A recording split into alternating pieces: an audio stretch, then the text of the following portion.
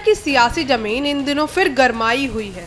वजह है SIR यानी स्पेशल इंटेंसिव रिवीजन प्रक्रिया, जिसे लेकर राजनीति गलियारों में घमासान मचा हुआ है।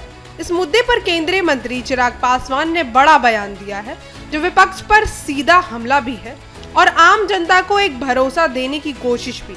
चिराग पासवान ने साफ कहा है कि SIR कोई नई प्रक्रिया नहीं है, बल्कि पहले भी 4 बार हो चुकी है और इस बार भी उसी तरह की जा रही है। उन्होंने विपक्ष को घेरते हुए कहा कि यह प्रक्रिया उनकी ही मांग पर शुरू की गई थी, अब इसमें विरोधाभास क्यों। उन्होंने ये भी स्पष्ट किया कि देश की किसी भी नागरिक के साथ कोई अन्याय नहीं होगा, लेकिन अगर कोई घुसपैठिया है तो उसे भारत जैसे लोकतांत्रिक देश में सबसे बड़े अधिकार यानी मताधिकार का दुरुपयोग कराने का हक नहीं दिया जा सकता। पासवान के इस बयान के बाद विपक्षी दलों की प्रतिक्रिया क्या होगी, ये देखना दिलचस्प होगा। लेकिन इतना तय है कि बिहार में चुनावी मौसम से पहले ये मुद्दा सियासी तूफान जरूर ला सकता है। चले जानते हैं पूरी रिपोर्ट। देखिए, विरोधाभास किस बात का है मेरी समझ के परे है। ये एक ऐसी प्रक्रिया है जिसका आरंभ विपक्ष के कहने पर ही किया गया है। बार बार विपक्ष का शिकायत करना हर चुनाव के बाद चुनाव आयोग के पास जाकर और ये कहना कि डुप्लीकेसी ऑफ द वोट चल रहा है या वोटर लिस्ट में धांधली हो रही है। अगर हम गलत कह रहे हैं तो टोकिए हमको। क्या बार बार लोकसभा चुनाव के बाद महाराष्ट्र चुनाव का तो दोष अभी तक हम लोगों पे यही देते हैं कि वहां पे वोटर लिस्ट में गड़बड़ी की गई। उसके बाद दिल्ली चुनाव में इन लोगों ने यही कहा।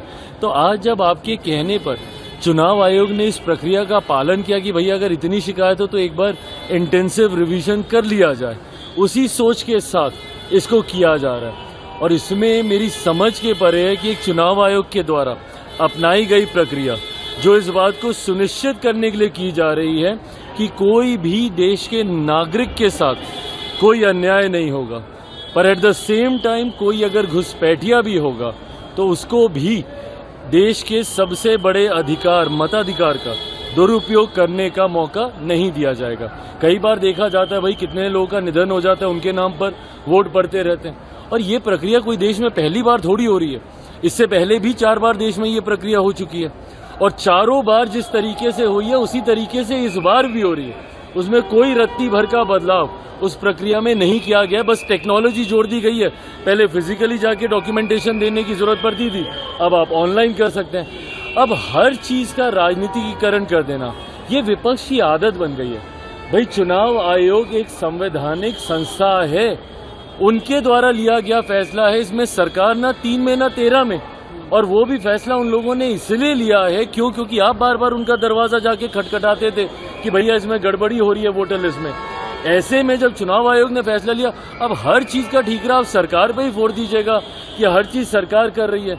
अगर आपको किसी संवैधानिक संस्था पे विश्वास ही नहीं रखना तो आप देश को अराजकता की ओर लेके जाइएगा, ये सोच गलत है।